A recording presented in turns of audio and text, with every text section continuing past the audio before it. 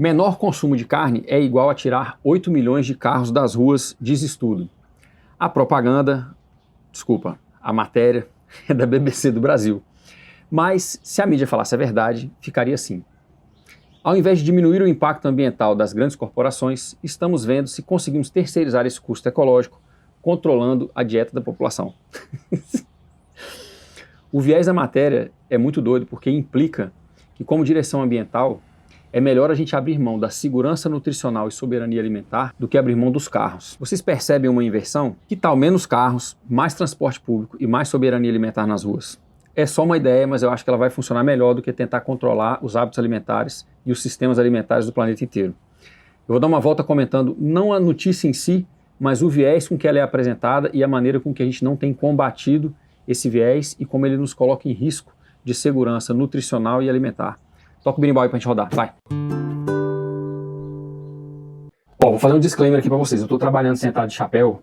A minha afinada avó não deixaria eu fazer isso, porque lá em Minas, quando eu era criança pequena, se a gente sentasse na mesa com o chapéu na cama, eu tomava logo um tapa na orelha para tirar o chapéu. Mas eu ando com os cabelos muito rebeldes.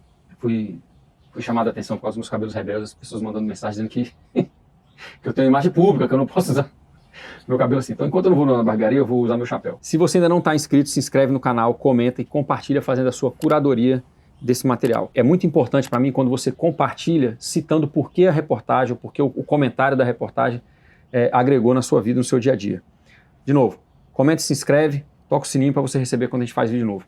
Vamos lá. A propaganda da BBC do Brasil segue citando o pesquisador. Não é preciso erradicar completamente a carne da sua dieta. Claro que não. Vocês vão ter muitas opções. Carne de laboratório, carne vegetal, proteínas de inseto. Vocês vão ter muitas opções. Dentro do que eles determinarem, obviamente. Essas opções elas são pré-estabelecidas pelas mesmas indústrias que vêm poluindo muito até aqui.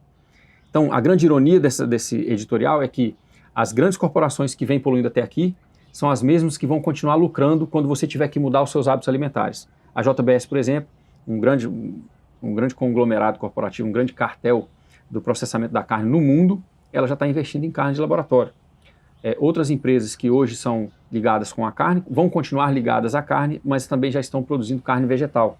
É por isso que as grandes corporações, os grandes magnatas do mundo inteiro já estão comprando muitas terras. Isso tem a ver com os créditos de carbono, isso tem a ver também com a mudança nos sistemas alimentares que já vem avisada pelos grandes conglomerados neoliberais e como eles querem reformar os nossos sistemas alimentares. Segundo Klaus Schwab, que foi fundador do FEM, no seu livro O Grande Recomeço, The Great Reset, ele diz que nós enfrentamos uma policrise, ela é uma crise econômica, uma crise ecológica e uma crise energética.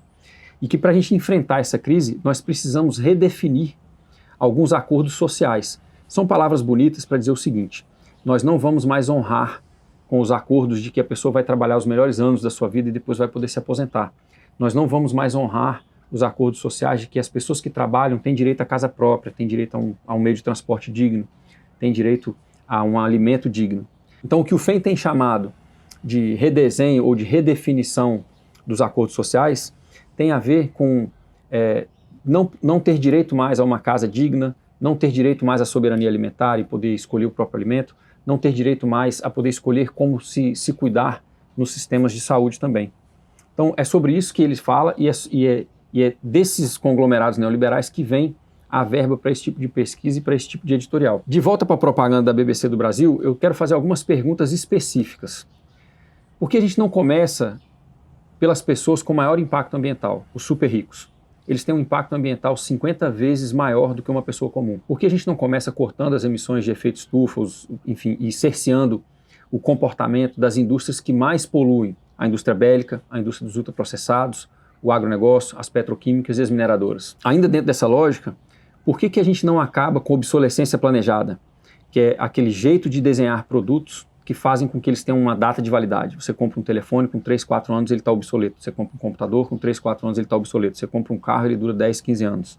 Por que a gente não acaba com isso? Por que a gente não começa a usar o desenho industrial, enfim, o planejamento do desenvolvimento dos produtos de forma que eles sejam planejados para durar? Quando a gente amplia para uma visão social, ecológica, global, mas a gente pensa a partir de uma biorregião, quais riscos a gente aumenta para bilhares de pessoas na Ásia, no continente africano e na América do Sul, por exemplo, quando a gente coloca como direção única para o movimento ambiental a diminuição da ingestão de proteínas animais. Que risco a gente impõe para a segurança nutricional dessas pessoas e para a soberania alimentar quando a gente coloca o viés antiespecista acima da soberania alimentar? Eu estou falando aqui de países e de biorregiões já fragilizadas com as mudanças climáticas, já sofrendo de desertificação, de perda de biodiversidade, já sofrendo com a perda de resiliência dos seus ecossistemas, em função dos países e das corporações mais ricas que vêm poluindo até aqui.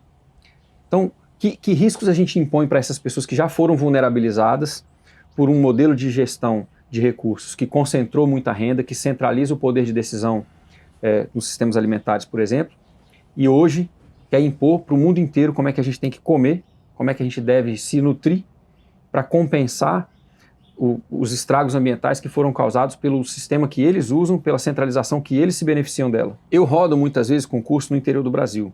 Muita gente passou a ter acesso à carne recentemente. Pessoas que trabalham duro no dia a dia e que têm um risco nutricional. A proteína animal para essas pessoas é uma segurança, não é um luxo. Que risco a gente impõe para a população? A gente já tem 30 milhões de pessoas passando fome. Quando a gente coloca como direção única ou como uma direção principal do movimento ambiental atual a diminuição da ingestão de proteína animal. Como é que a gente vai lidar com essas pessoas? Então, quando a gente diz assim, a gente tem que comer menos carne, eu pergunto para você, quem é que define quem são essas pessoas? Quem tem que comer menos carne? Por que algumas pessoas se julgam capazes e mais esclarecidas e na posição de dizer o que outras pessoas devem ingerir ou não como dieta e como nutrição para o corpo delas? Eu acho muito louco esse viés. Eu tenho mais perguntas para vocês. Tendo tido o direito à escolha, a pessoa que escolheu comer menos carne ou a pessoa que escolheu não comer carne nenhuma, ela fez isso a partir de uma escolha. É honesto a gente impor essa opção para outras pessoas? Ou a gente deve amparar o que antecede a dieta, que é o direito de escolha? Esse é o ponto da soberania alimentar. A soberania alimentar, um conceito criado pela Via Campesina, são quase 200 milhões de pequenos e médios produtores, povos indígenas e tradicionais ao redor do mundo, em mais de 180 países, veio com a seguinte concepção de soberania alimentar. As pessoas têm o direito de escolher o que vão comer, o que seja culturalmente apropriado para elas, têm o direito a participar dos sistemas alimentares, têm o direito a participar, inclusive, da produção primária, se elas assim quiserem, e a partir dessa participação na produção primária, elas decidem como isso vai ser comercializado na sua biorregião e se vai ser ou não comercializado para além da biorregião. Então, dentro da soberania alimentar, os direitos de todos a um alimento limpo, nutritivo, sem venenos, estão garantidos, inclusive dos antiespecistas, dos veganos. Então, eu acho que o mais certo é a gente defender o direito à soberania alimentar, o direito a um sistema alimentar que ele é sem veneno, que ele é nutritivo e que ele é produzido de maneira agroecológica. Dentro disso, cada um pode escolher o que quiser comer, não tem problema nenhum. Vejam bem, eu falo sempre que o problema não é o que a gente come, mas o como o que a gente come é produzido. A gente está vivendo um momento onde a gente tem um déficit de adjetivos. A gente fala que vai matar a fome, mas não fala com que tipo de alimento. A gente precisa qualificar. A gente fala que a gente vai dar uma moradia para todo mundo ou emprego para todo mundo. Bom, nem todo mundo quer, por exemplo, trabalhar no caminhão de lixo a vida inteira. É um emprego. Então, emprego zero não qualifica o tipo de emprego. Matar a fome não qualifica que tipo de alimento. Então, a gente precisa definir o como e o que. Isso é muito importante, a gente ter uma gestão que consiga medir tanto no social quanto no ecológico, consiga ter métricas e indicadores de que a gente está melhorando a autonomia das pessoas, a saúde das pessoas, a saúde dos ecossistemas, né? Então essa distinção do como a gente vive e do como a gente executa os nossos objetivos, como a gente alcança os nossos objetivos, inclusive faz parte de um curso que eu dou, que é o curso Gestão Impacto Positivo. Eu vou fazer uma oficina gratuita sobre ele nos dias 1, 2 e 3 de agosto. É gratuito, mas deveria ser paga porque é muito boa. Venha preparado para ter a sua cabeça explodida com alguns conceitos nesse sentido. Então, se você está interessado, aproveita e vai ter um link aqui nesse vídeo aqui para você se inscrever na oficina. Independente de você vir para o curso ou não, a oficina já agrega muito e aborda exatamente essa questão. A gente precisa ter um modelo de gestão que aborda o como. Então, como o nosso alimento é produzido? O nosso alimento deve ser produzido de maneira agroecológica. O nosso alimento deve ser produzido de maneira a assegurar a dignidade e a qualidade de vida das pessoas que vivem no campo. O nosso alimento precisa ser produzido de maneira que ele recupera a dignidade, inclusive, dos ecossistemas onde ele é produzido. Melhora a água, melhora o fluxo solar energético, a ciclagem de nutrientes, melhora a dinâmica das comunidades, que é a biodiversidade. Então, esse é o ponto, né?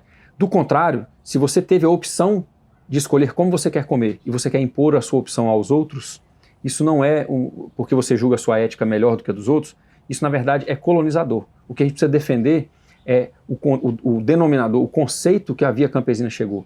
A Via Campesina não chegou a esse conceito por acaso. Eles são os verdadeiros ecologistas, eles vivem do chão onde eles pisam. E eles chegaram a um conceito de soberania alimentar. Cada um precisa ter o direito de escolher o que coloca para dentro do corpo, mas que isso que a gente coloca para dentro do corpo, esse alimento, seja sempre uma construção de dignidade para as pessoas e para os ecossistemas, seja sempre nutritivo e sem veneno. Então essa é a questão, é assim que precisa ser desmontado esse tipo de viés de editorial que vem dizendo o que as pessoas devem ou não comer. É possível produzir alimento para todo mundo de maneira agroecológica, mas não é possível manter a sociedade como ela está hoje. As pessoas precisam mudar o jeito que elas vivem. E aí a gente consegue alimentar todo mundo com dignidade. Mas não dá para alimentar todo mundo com dignidade e continuar vivendo uma vida consumista. Isso realmente é impossível. Eu tenho os meus palpites dos porquês as lideranças políticas e científicas, eu vou colocar entre aspas aqui, do momento, não começam diminuindo o impacto ambiental das grandes corporações e dos super ricos ou acatando algumas das sugestões que eu trouxe aqui nesse vídeo. É porque o lobby das corporações hoje vale mais do que o seu voto.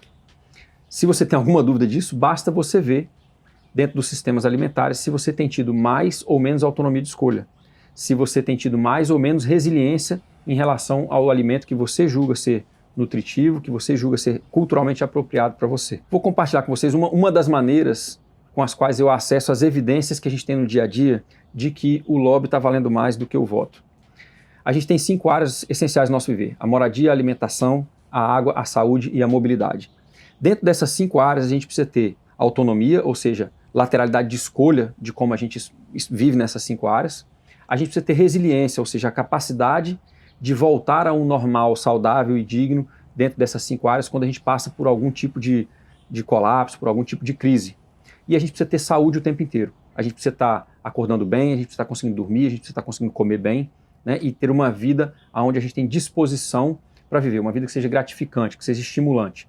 Então, autonomia, saúde e resiliência são maneiras que a gente tem, são formas que a gente tem de avaliar dentro dessas 5 áreas essenciais do nosso viver o tipo de editorial que estão colocando em cima da gente. Você vê, esse editorial coloca como principal manter os 8 milhões de carros e desde que as pessoas diminuam a quantidade de carne que elas compram. Pois eu proponho outra coisa, eu proponho que a gente diminua a quantidade de carros, aumente o transporte público e aumente a soberania alimentar. Por que não?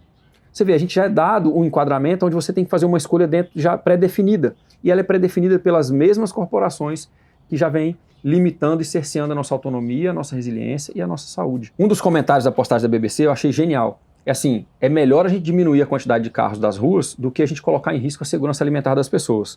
É perfeito. Então, dentro disso tudo que eu trouxe para vocês, da maneira como a gente pode avaliar esses editoriais, eu acho que vale a pena a gente seguir discutindo nos comentários como é que a gente pode desmontar esses editoriais, como é que a gente pode fazer uma campanha em prol da soberania alimentar, que garante a escolha de todos, inclusive a dos antiespecistas, a um alimento justo, a um alimento limpo, um alimento sem veneno e nutritivo, do que a gente ficar simplesmente sendo indoctrinado, sendo inculcado por esses editoriais que transferem para a população a culpa ambiental, o estrago ambiental das corporações, usam a culpa da população e tentam aliviar o estrago ambiental das corporações, passando para as pessoas esse custo. É muito injusto isso que está sendo feito. E é muito injusto da parte dos antiespecistas comemorar esse tipo de editorial como se isso fosse certo. A gente coloca em risco nutricional e questiona a soberania alimentar de grande parte da população planetária. Em torno de 2/3 da área do planeta é semiárido. Nesses lugares, a agricultura não é viável sem a pecuária. As pessoas não conseguem viver com saúde sem integração animal nos seus sistemas de produção. Então a gente não pode ser colonialista, a gente não pode querer que o outro escolha o que a gente escolhe. Eu acho que a saída para isso, a saída inclusiva, a saída que realmente aborda a diversidade das pessoas em seus sistemas alimentares e as questões ecológicas, porque traz os sistemas alimentares para os ecossistemas locais, é a soberania alimentar. Coloca aí o que você acha que a gente tem que fazer para ter um alcance maior da soberania alimentar, para garantir a soberania alimentar para todos, ao invés de comemorar a diminuição da ingestão de proteína animal por algumas pessoas privilegiadas que vivem nos centros urbanos. Vamos seguir nos comentários. Abraço.